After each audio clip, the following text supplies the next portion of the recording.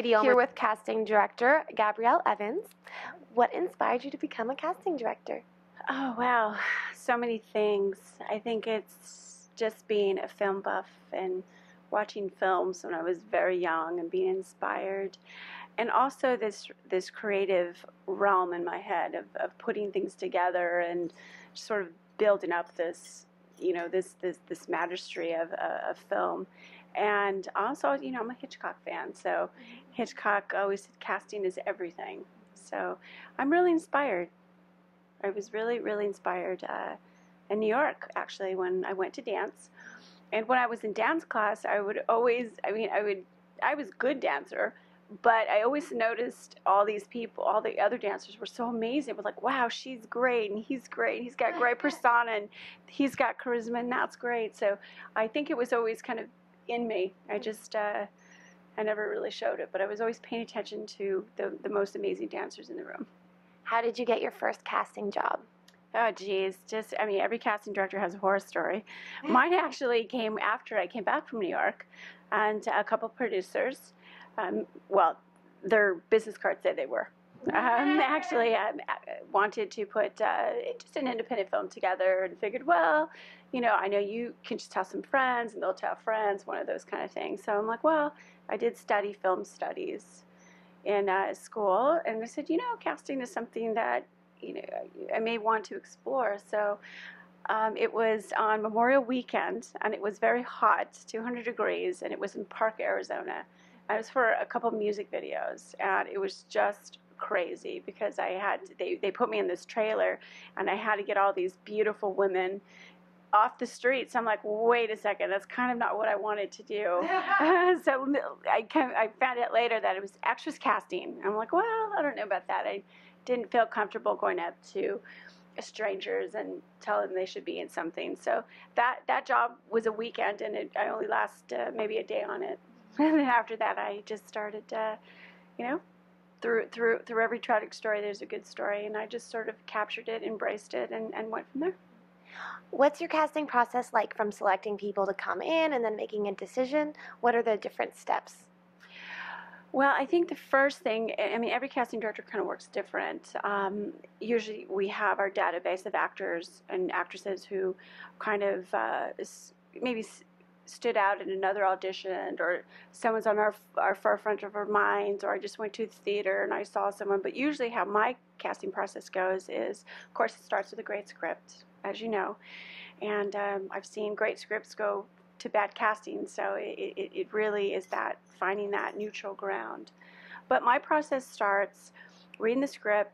I really like to sit with the writer to find out who or he or she was inspired, or who's this character remind you of? Is it, just kind of sit with them for a little bit, or an email or the phone, and just kind of get to know who they were writing about, because as you know, every writer has inspiration. So kind of tap into that before I really tackle on the major casting process. Once I do that, I kind of put a cast list, and that usually starts from like amazing to, do we really think we can get this person? Mm-hmm. And it's fun because you get to kind of, that's where you kind of get to gauge your actors, or how, who can be that hotel clerk, who can be that, who can do a great job at it. So how I start is usually sit with the writer. And then, of course, I sit with the director and ask who he doesn't want. I never focus on what they do want, because I've seen that change. I always sit there and say, okay, what don't you want? And I break down the script, and of course I put the breakdown, and then I see a lot of generals while I'm not casting. So I'll get through all my headshots, and yes, we keep headshots. Stack them up and just kind of break it down and just kind of get a vision. And then I look forward to calling the actors in and see how much they can inspire. What's the number one mistake actors make when they come in to audition for you? I think just being unprepared. You can always tell when an actor's prepared. And when they're not prepared, you see it. Stumbling in, phones, excuses, nervousness in the lobby. And it's sometimes it's heartbreaking. because you're like, wow, I had you on my radar, or I have you on that. But, I sometimes just kind of stroll out in the lobby every now and then and just kind of make sure that they're relaxed, because auditioning is one of the most has to be one of the most nerve-wracking things for actors, to come in and strip their vulnerability and say, hi, here I am, come reject me. And that's completely not the case, because when we call people in, I am so looking forward to seeing you and meeting you, and wow, I get to meet that girl again, and I love her. I just want to see what makes her tick. So actors, don't be nervous, because I'm excited to see you. What advice would you give to an actor for them to succeed in the business? Well, I think it's perseverance. Just keep going on, and relationships. There is not an actor out on television or in film that has not sat with a casting director. And it baffles me sometimes when they go up and they have their awards, and the awards are always so subjective, but I would just love for them to say thanks for so and so. I know Ellen Lewis, Martin Scorsese's casting director, gets thank yous every now and then, and it feels good, because you're like, every actor has walked through a casting director's room and or gave them their first break. Even if a director gave you a break, chances are in your career you have been with a casting director. So I think it's just, you got to keep going, and you have to be prepared. Don't overthink, but it's just like anything else. If you're going to, I always tell actors, if you want to be a doctor, you got to go to school. You got to keep going. You have to do your intern. You have to do your residencies. It's the same thing. You just keep going. Just keep going and never, ever give up. What's the most rewarding part of your job? Making dreams come true. Just calling that actor up, and, I get a little emotional, because actors work so hard. And they, sorry. That's okay. They work so hard, and they just want that yes. And I think that's the most rewarding thing about my job, is to say, well, 50 of you didn't get it, but one of you did. And that's all that matters. So I think that's the most rewarding thing, is when they struggle so much and they put themselves out there, and they just want someone to say yes. And as you can tell, it's rewarding. And oh my gosh, no, that's okay. What advice would you give to an up-and-coming casting director? Oh, up-and-coming casting director. That may make me cry. No, actually, what up-and-coming casting director is, just work closely with the CD. Just work really close. Watch how him and her work together. Learn, listen, and really develop relationships with the talent managers. And if an actor wants to come in and they know you work for a casting director, and they say, well, hey, can I come and sit with Gabrielle, or someone inspired me, Billy DeMota? Sure, we like them to come in and see us. So casting assistants, work closely with the CD, and don't be afraid to say, I wouldn't go with that person if I were you. Speak up, because you never know. Sometimes we get stuck on one person, and they may see something we don't. And where's the best place to find more information on you and your upcoming projects online? Nowhere. No, no, I'm just not. For me, I was never one to really have a website or anything like that. I basically sort of just kind of flow under the radar kind of bit. But right now, with the new social media and stuff, is Twitter and Facebook, and of course my email, and that's it. I'm not just really, websites are great and everything, but it's just one more website you got to go to. So that's how to find me. Great. And what are your goals for the future? Oh, wow. There's, I feel that casting directors are more of above the line producers, because I've been on projects where they say, here's the script, cast this whole thing, regardless of what, they'll tell me the budget, and they'll say, well, what this is. And we really are striving toward, actually, the PGA and Casting Society. I mean, that would be so great. Talk about a merge, because it's really the casting director who gets that vision, who goes to the theater, who watches television and gets postcards and goes to play and say, that kid from sometimes directors and producers kind of lose that sight. What is the most rewarding part of your job?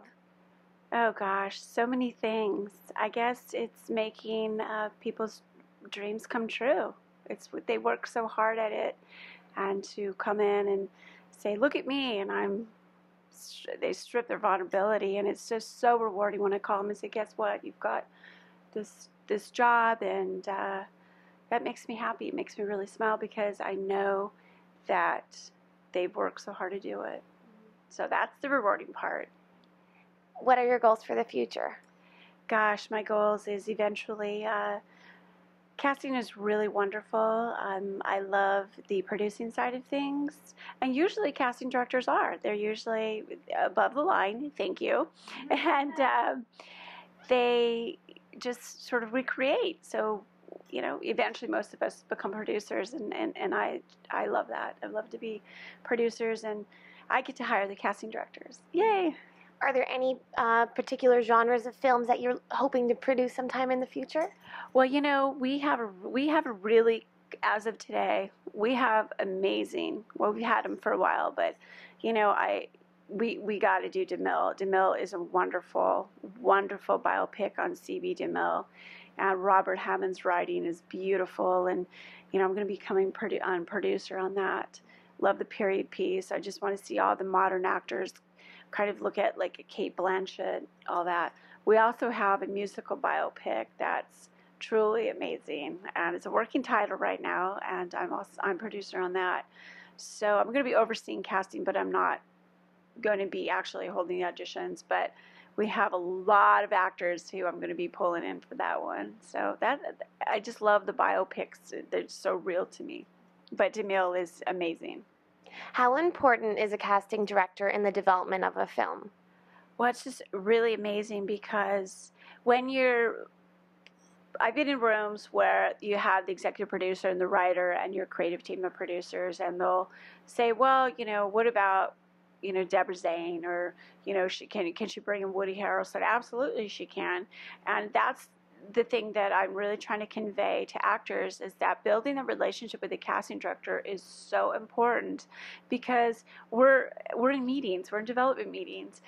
We've got one producer who's doing distribution. You got one producer who's locking up rights or music or something to get the financiers interested. But you've got that quiet person back there who's getting, say, like a Chris Pine or Woody Harrelson or someone locked into this project, and that takes magic.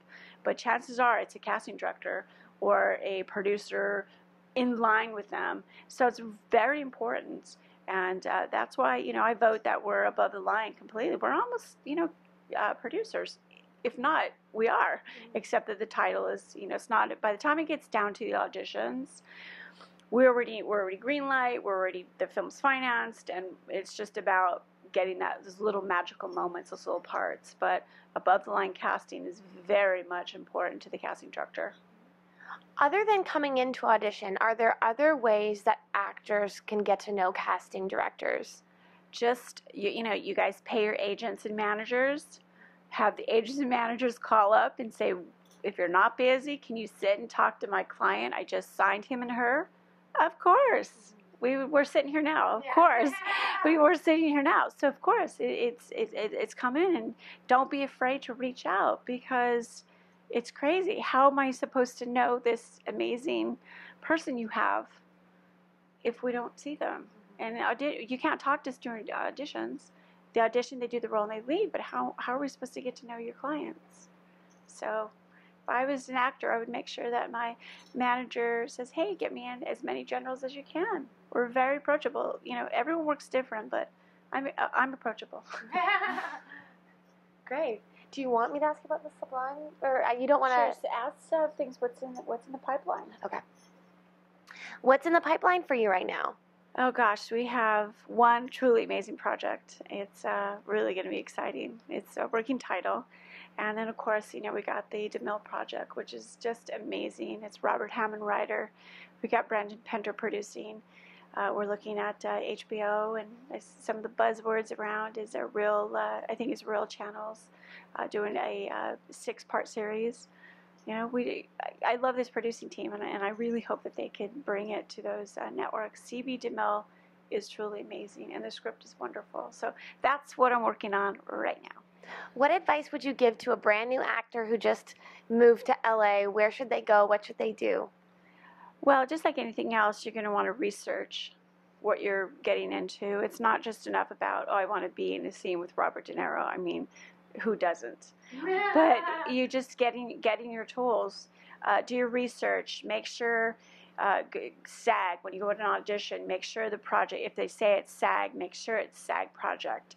You know, do your research. Find out who's who. Find out, you know, how do I get in with Christy Dooley if I want to do a soap opera? And just really, you got to start. In order to finish, you have to start. So just really feeling grounded, keep being inspired. There's going to be days where you're not going to hear anything, and then lo and behold, you're going to hear something.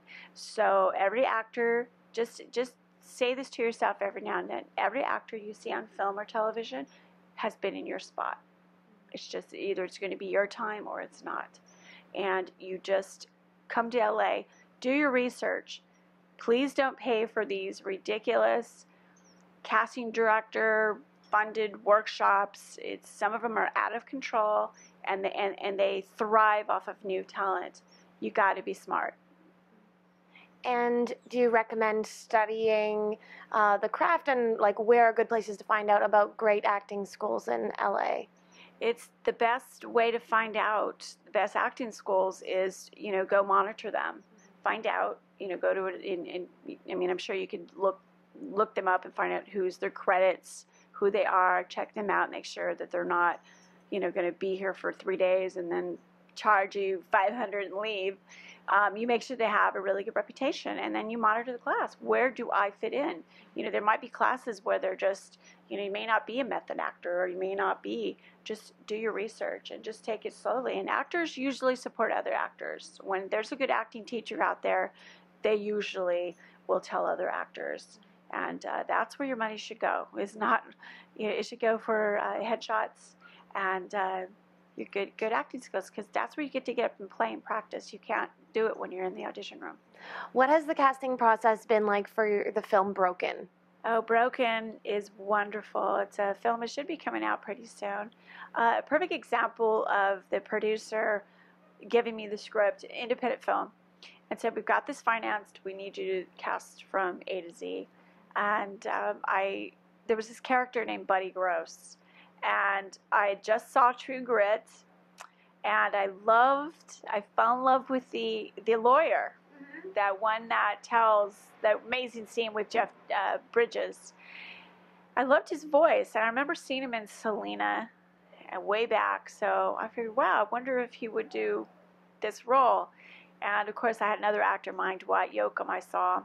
So this is a character that's very versatile. He's sort of an angry guy, but he's out in the woods with this one, with the lead character, who is Soren Fulton, who's an amazing actor. So then I had to cast who can be on the same level as Joe, because and that's what happens in the casting process as well. This scene is with Joe Stevens, and to me, he's an amazing actor. And so we had trouble. We were casting in Burbank, and we had this actor come up to play opposite Joe Stevens, and he gave me his headshot. Of course, it just so happened that he came in red, gave him the headshot, and then an hour later, another guy came in, different name, different headshot, very different roles. I'm like, wow, there's something unique about that guy. Who is he? I saw his name, 2 different guys. So I had these both actors. I'm like, wow, these actors can play the same role. There was something about him that was so similar. So a few hours go by, and I see this actor across the street watching us. And I'm like, I told my assistant, what's going on with him? It just so happens that actor came in as both actors. He came in with 2 different headshots, 2 different names, a wig, a hat, the whole dealio. And it scared us, because we're like, wow, this is really, both characters did great, but neither one of them got the job, but it just blew us away at some of the things, the scary things that we've encountered as a casting director. We're like, well, who is this person? So Joe Stevens looks at me and says, I think that's the same actor, same person actually. So it was really kind of scary, but that's, we had to go to Nashville, and there was an actor that was fired right on the spot. And thank goodness, the casting team was flown out and there to watch. You know, it was a vacation for us, but we got to sit and watch this movie magic go on. And director comes up and says, "Well, I'm firing so and so." So I had to cast on the spot. So I had to go to Nashville, casting director, see who was available. She wasn't available, so we had to have auditions right there, and it was truly it was a scary part. We ended up casting Billy White from Winter's Bone. Okay. And believe it or not, I cast him. He contacted me on Facebook, and I said, "Wait a minute, I love that guy, Winter's Bone. He was really unique." So he had to drive from Missouri to Nashville. So those are some of the little casting trenches that we go through, but some scary encounters. And where's the best place to find you online? Well, what I do is I've been utilizing the social media. So I have a fan page. It's Gabrielle Evans Fields Casting fan page. And also on Facebook? Facebook, sorry. And then there's Twitter. It's Gab Evans Casting. Well, thank you so much, Gabrielle, and best of luck with your upcoming casting projects and producing projects. Thank you so much, Katie. You look wonderful. Thank you. Thank you so much for watching Katie Chats. If you like the show, please subscribe. And if you're curious to know what I'm doing when I'm not interviewing, please click here. I'm also an actress and recently produced my first short film and would love for you to check out the trailer. Thank you.